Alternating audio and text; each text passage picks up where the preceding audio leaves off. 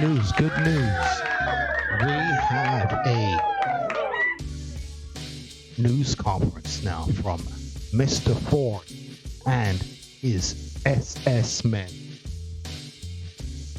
Apparently, there's more variants, and we have to close down for another 29 days.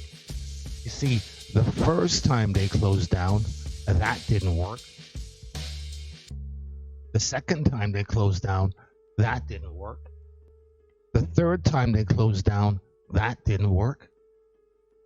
So obviously, it makes complete sense to close down again because that's going to work, and then it'll be over. Is that right? Is that what's going to happen? All right. Anybody who believes that, I've got some swampland I want to sell you. Okay. I knew this from the start. And of course, what is it? It's the variants. There's so many variants. Okay, is not the vaccine here? Things are supposed to be okay. What's the problem? The vaccine is here, right? Or am I wrong? So everything's supposed to be fine. What am I not getting here? Apparently, he's using computer modeling. And a lot of people, when they hear computer, their mind goes blank, as if the computer is infallible, right? There's people inputting information into these computers, and this computer modeling was done before, and it was found wrong. It's also done with the weather. The weather is wrong. It's also done in global warming, and that's been wrong. But after doing it 3-4 times, he's done it before, apparently this time it's going to be right. It was wrong last time, and it's going to be wrong again. Friends, we're facing a very, very serious situation. As I've said many times, we will do whatever it takes to protect the people of Ontario. And as Premier, it falls on me. I'm the one who has to make the tough decisions. Today, I need to make one of those tough decisions. My friends, I have to make a tough decision. No, you don't. It's not a tough decision. Here, let me give you a secret. Whenever you hear that, oh, you know what? We're thinking about no, they're not thinking. It's already done. That's just sending out a feeler. Whenever they're thinking about doing something, that means it's done. They're just throwing it out so you're prepared for it. Oh, my friends were thinking, yeah, right, sure. Him and his SS men. Effective Saturday, April the 3rd at 12:01 a.m., Ontario will pull the emergency brake for the entire province. All 34 public health regions will move into shutdown for a period of 4 weeks. Friends, right now, we're into a third wave of COVID-19. The variants of concern are spreading rapidly. This is a new pandemic. We're now fighting a new enemy. The new variants are far more dangerous than before. They spread faster, and they do more harm than the virus we were fighting last year. What am I not getting here? It's the variants. There's so many variants. Okay, is not the vaccine here? Things are supposed to be okay. What's the problem? The vaccine is here, right? Or am I wrong? So everything's supposed to be fine. Younger people are ending up in the hospital. And with these new variants, the risk of ICU admissions is 2 times higher. The risk of death is 1.5 times higher.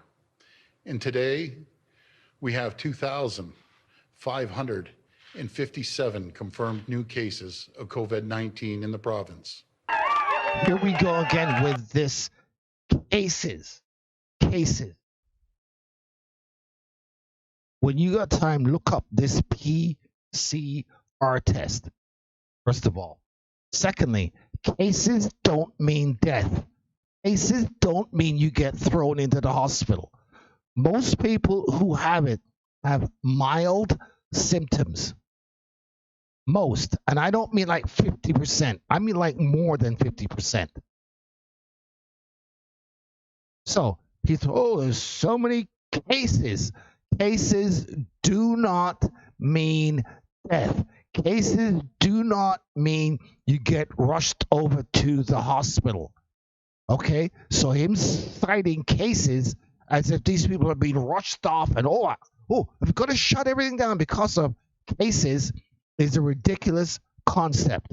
All it's there to do is to frighten people. And again, 80% or more of the people who are being rushed off to the hospital are over 70 to 80. These are not kids. These are not young adults or children who are being rushed over to the hospital. So you can drop that kind of right now. Or that 80% of the people who have been hospitalized because of the coronavirus have been obese, because that's fat shaming. We know for a fact that the stay-at-home order, the restrictions we have introduced thus far, have saved thousands of lives. But I know what this means for businesses and people who continue to sacrifice. And you have my word. We will be there for you, and we will have your back. Ontario Small Business Support Grants, which provides up to $20,000 to help eligible small businesses. So he'll get the businesses back on their feet. Right. Okay. All right. Why don't you ask the small business people and the people in restaurants, ask them if this is going well and they're not worried and everything's going to come back fine. Just because he's going to give you $20,000 or $40,000, which who knows if it's going to be if you're going to have to pay taxes on it, pay the whole thing back. I don't know. While you got to pay rent, you've got other things you got to do. But oh no, he's just going to get through it. Okay, and he's leaving everything up to what the health experts. Listen, we hired you as the leader, not the bloody health experts. Health experts do not run a common economy. You do. Eligible businesses. And I promise you this. We will get through this, and we will get our businesses back on their feet. You know, at the beginning of the pandemic, where I used to live in Michigan, I just remember hearing the initial orders like, hey, we're going to close down the churches, we're going to close down this. And it was so surprising to me that everybody listened, and I just couldn't believe it. You know, like just because somebody says something doesn't make it true. Right. And it blew my mind that so many people lacked the ability to think for themselves.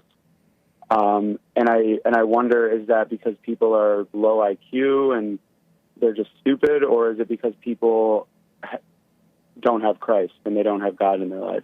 Yeah, anyone who has fear does not believe in God. Anyone who has fear does not believe in God. Anyone who has fear does not believe in God. And so the churches definitely showed fear when the children of the lie said, go home, put on your mask, lock down, shut up, and do what I say. They demonstrated fear, and now they are even afraid to return. They're waiting on the children of the lie to tell them, okay, you can go back to church now. You can be free now. And that's because they do not have faith in God. They don't believe in him. What do you think is the answer to that? I mean, is it just people like you that are going to, I guess me too, that is our responsibility to tell people what's the road to waking people up? Well, children of God, those who have truly returned to the Father, they are the light of the world, the salt of the earth. And so you have a responsibility to go out into the world, let your light shine, so that those who cannot see and are seeking can find their way. Yeah, you're right. Amazing question, man. Yeah, thank you so much, Jesse. I really love the show and appreciate all you're doing. You're welcome. And you were about to say one of your what? I was just going to say one of my favorite thoughts and it might be a quote from the Bible, but it's about, fearing God and how that fear is actually life-giving because it removes the shackles of death. Absolutely.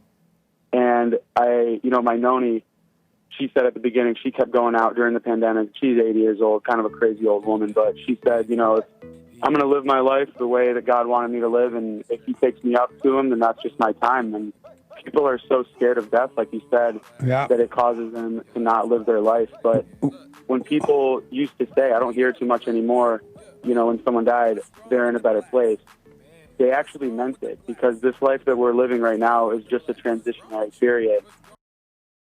Well, there you go. That's the way it is. If you do not believe in God, don't worry about it. Just go on with your life. Everything's fine. This message is not for you. But if you do, stop walking around scared and afraid and bending to the children of the light.